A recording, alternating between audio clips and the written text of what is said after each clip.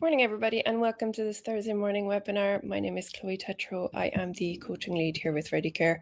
For this morning, we're going to be covering the topic of gut health. Wild and wonderful world. I'm going to run through quite a bit quite quickly, so hopefully we'll get through it in the next 10 minutes. If there's any questions at any point, please do feel free to use the comment and chat function.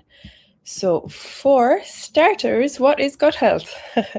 So a lot of us would be fairly familiar with the terminology, but really what I'd like to do a little bit more scoping around today would basically be looking at what we mean by the gut microbiome, how it interferes when it is in not in balance, so when it is in dysbiosis, how the connection with the gut affects the rest of the body or gut health, and I'll touch very briefly on a few probiotics, digestive enzymes, and look at ways that we can optimize our gut health. So if you've ever felt a little bit sluggish after food, if you've ever felt a little bit tired, a little bit bloated, it mightn't have much to do with portion size. It can actually be down to our gut health in general. So we have a tendency to think of the gut quite mechanically, insofar as if we think back of the science lab type of anatomy of the gut, it's very kind of pipe to tube to the stomach. But really, when we're speaking about the gut and the digestive system, it's good to think of it in terms of an ecosystem. So a good analogy to use here would be something like a rainforest ecosystem. Rather than just functions, parts, and mechanisms, and things being as simplistic as they are. Think of all of that surface area being coated in trillions of microorganisms, things like bacteria, yeasts, other microbes. Now, all of those collectively would be your gut microbiome. So when everything is going well, when there's good biodiversity, when there's lots of different species, each playing their role, everything is nicely in balance. So that is what gut health actually refers to. Gut health means that balance. It's that stable community of good gut bacteria. It's strong intestinal lining. So where your gut ends, it's making sure that that boundary line is strong so that there's not food particles leaking into the system, a condition called leaky gut or dysbiosis, and that your digestion is efficient, that you're absorbing all of your nutrients, and that there's minimal inflammation. So when the balance is disrupted, then that's what we call dysbiosis. And it doesn't just affect the digestion, it will affect your mood, your immune function, your skin, and even how you handle inflammation throughout the body. So your gut is home to an estimated 38 trillion, with a T, bacterial cells. For those of you that are squeamish, try not to think too much about it. I know I went through a phase when I was a child where that figure or a version of it absolutely set me reeling and spiraling, but hopefully it won't do the same to you. So that number of bacterial cells is roughly matching the number of human cells in your entire body.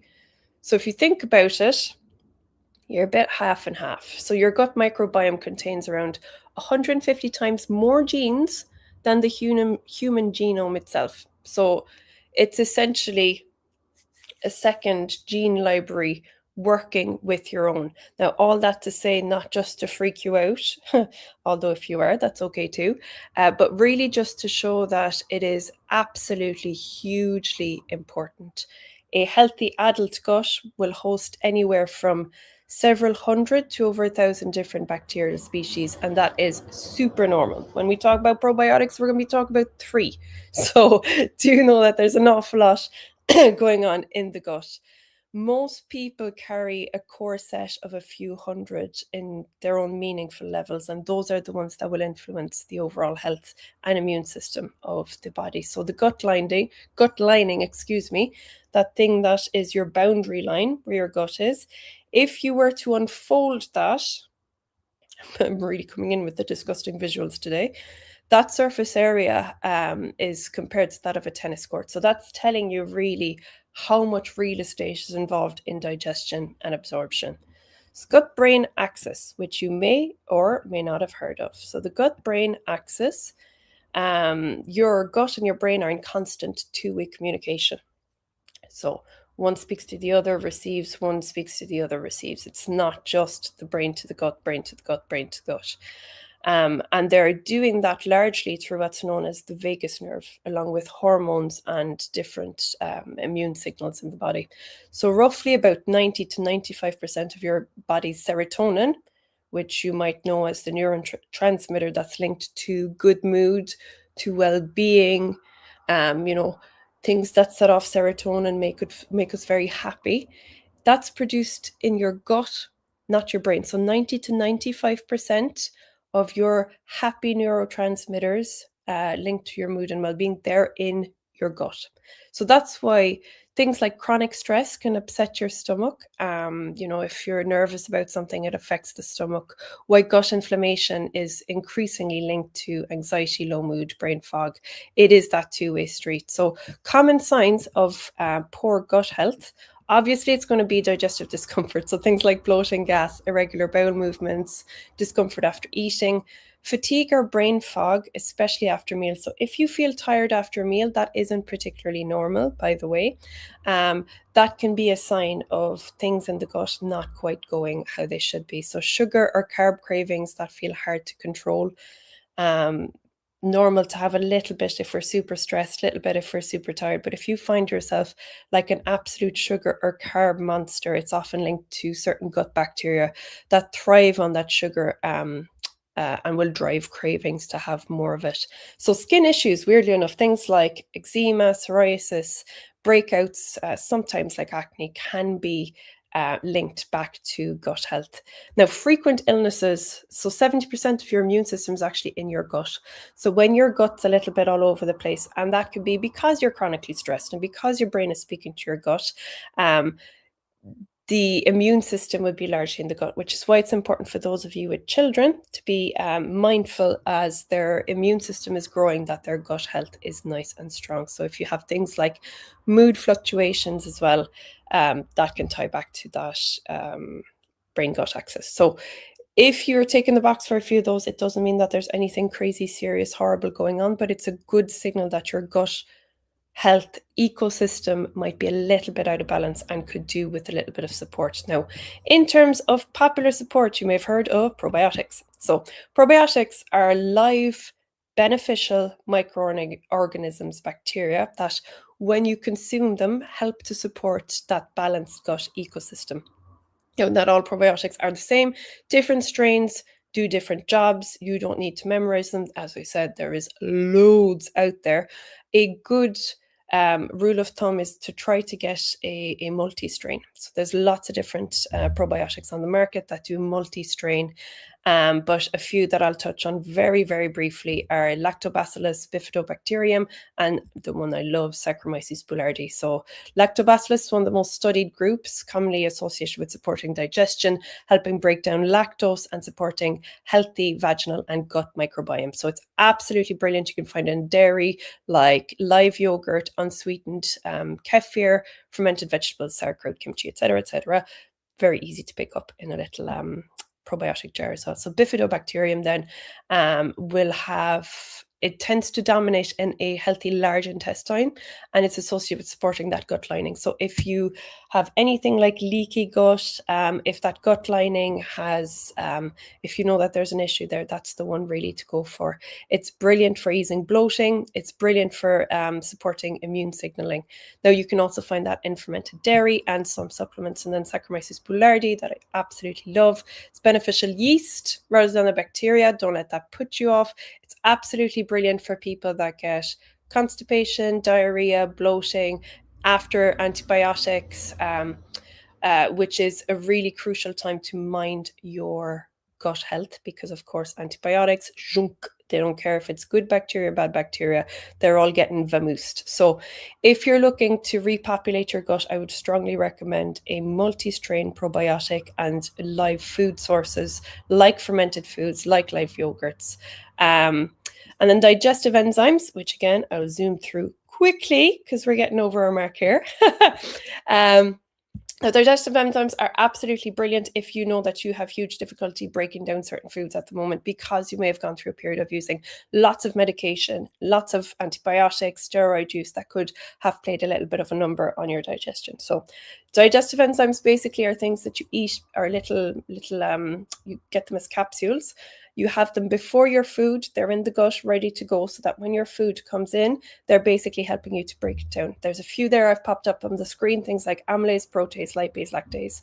They will all help you to break down specific foods. If you know that you have difficulty with proteins, if you know that you have difficulty with fats, there are specific ones that you can get. But again, as with everything, I would say a good quality multi-strain, digestive enzyme is a good way to go about it. And also for those that don't like taking supplements, apple cider vinegar with the mother, that specific strain, unfiltered with the mother, is absolutely brilliant and has naturally occurring digestive enzymes in there. So if you know that you've a little bit of trouble happening with your gut health, I'll finish off by saying this: what are you to do about it? So prioritize fiber from low carb vegetables, things like leafy greens, cruciferous vegetables. They're all basically going to help to feed your beneficial bacteria. They're going to be feeding the good guys, and they're not going to be spiking your blood sugar levels. Including fermented foods, things like sauerkraut, kefir, live yogurt are absolutely brilliant. Be wary of the little probiotic drinks. Sometimes they have so much sugar in it that they kind of counteract the benefits that you would get from them. So reducing processed foods is the main one. It's like awooga. This is the one that you really want to be focusing on. So basically, a lot of ultra processed foods are going to be feeding your less favorable gut bacteria, and they will actively contribute to dysbiosis. These are foods with many ingredients, foods that don't particularly look like something you would pick out of the ground or from a butcher's or from whatever. It's things that look a little bit like they've gone through the mill and through the ringer a few times. So naturally supported by a low carb approach would be the cutting back of ultra processed foods. Now, if you have them once in a while, not a big deal, but oftentimes people whose diet is quite high in ultra processed foods and high carbohydrate will tend to have many gut issues. And if you remember, the gut is tied to the mind, the mood, the stress levels, the sleep, your immune system, everything. So staying hydrated, that's going to help the guts mucus lining, and it's going to basically help everything tickety-boo over quite well. Managing stress, as we go back to our gut-brain axis, even a few minutes of daily breathing, that is going to help hugely, because remember, it's a two-way conversation. The more stressed you are, the more your gut is going to react. The more your gut reacts, the more stressed or fluctuations in your mood, anxiety that you're going to get. Getting good night's sleep, as with everything, the gut microbiome itself actually has its own rhythm. So poor sleep can reduce microbe diversity.